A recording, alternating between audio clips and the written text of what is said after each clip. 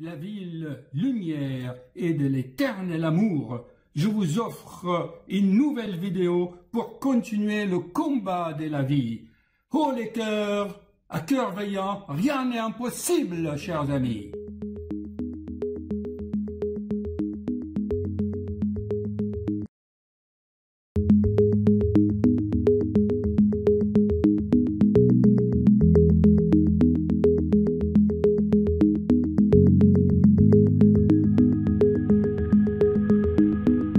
Chers amis, je parle avec mes patins que je vais enlever. Voilà. C'est toujours le même problème. Vous savez, cet après-midi, je n'ai vu que ça. L'histoire d'une patiente, c'est simple. Vous voyez l'enchaînement. L'enchaînement.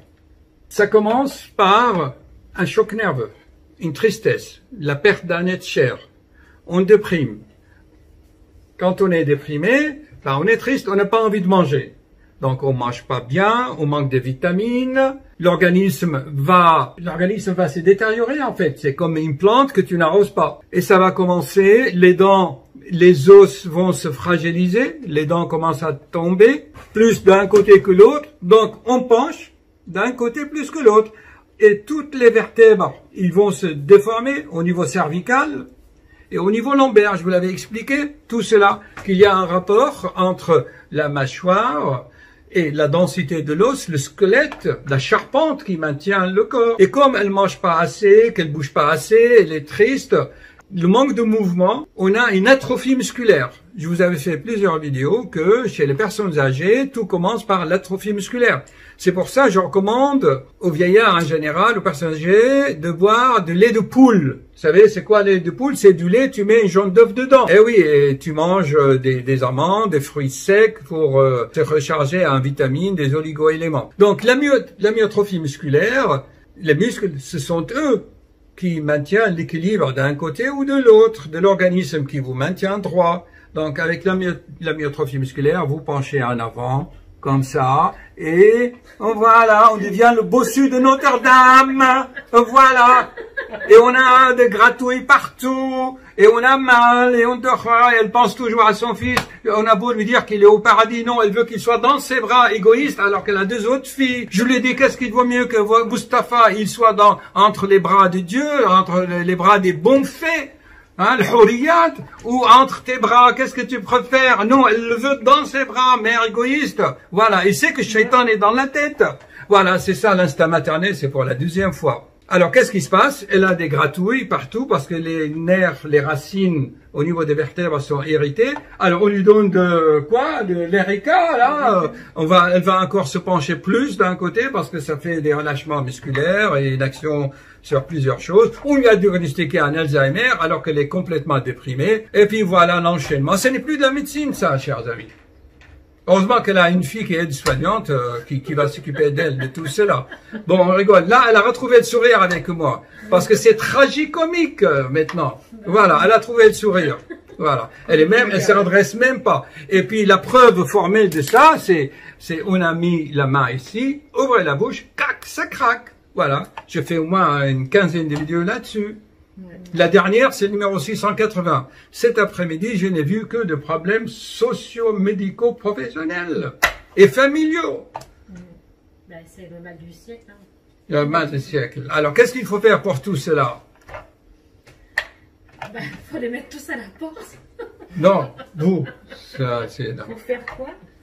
Qu'est-ce que vous proposez comme solution pour aider la société, améliorer notre société? À vivre comme les animaux. Oui, on va très loin comme ça. Hein. Il faut quoi? Accepter les lois de la création. Si elle avait accepté que son fils, qu'elle peut pas contrôler, c'est qu'elle peut pas contrôler. Tu peux pas contrôler la vie et la mort. Tu peux pas. C'est pas toi qui lui as donné la vie. Parce que si tu lui as donné la vie, eh bien, tu aurais dû aussi le sauver de la mort. Donc, tu peux pas lui donner la vie alors qu'il est mort. Donc, tu fais que, en fait, lui donner l'enveloppe. Mais le fait d'aller contre la nature, contre les lois de la nature, eh bien, on se rend tout simplement malade, on se détruit, et en plus, on va affecter toute la famille. Parce que là, elle a 2 filles qui sont venues avec elle. Elle va aussi aller voir les médecins, les professeurs, l'université, les neurologues. Et puis voilà, tout ça parce qu'elle est têtue, obstinée. Elle veut son fils dans ses bras. Mais attends, il est mort, il est là-bas maintenant. Non, elle le veut. Donc c'est l'entêtement de l'être humain, tout simplement. Il veut aller contre les lois de la nature. Quand tu arrives dans ce monde, tu arrives en pleurant ou en riant. Tu sais bien que tu vas partir un jour. Tu n'es qu'à un voyage. Le prophète l'a dit. Pourquoi tu n'appliques pas l'enseignement de ton prophète? Pourquoi? Oui, mais maintenant, je vais laisser. Maintenant, tu vas l'essayer. À partir d'aujourd'hui.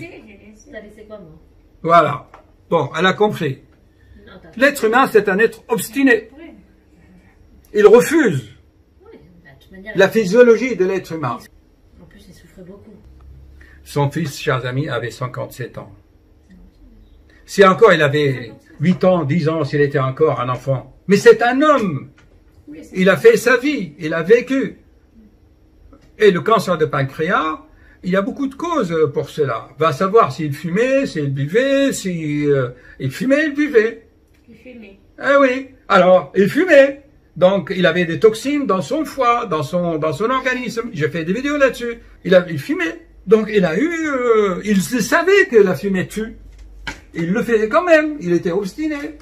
Il est allé contre les lois de la santé. S'il aimait sa mère, il dit, ah oui, si je vais mourir d'un cancer à cause du tabac, ma mère sera triste. Tout est dans la pensée, dans la réflexion.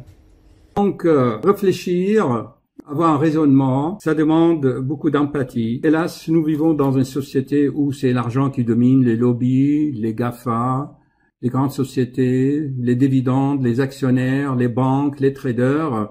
Et l'être humain, pour conclure, je l'ai déjà dit, nous devenons des consommateurs déprimés, impulsifs, désespérés, peureux. Retour à la nature. Et je pense, pour la France, ce qu'il nous faut un Napoléon Bonaparte. Il nous faut un empereur, chers amis.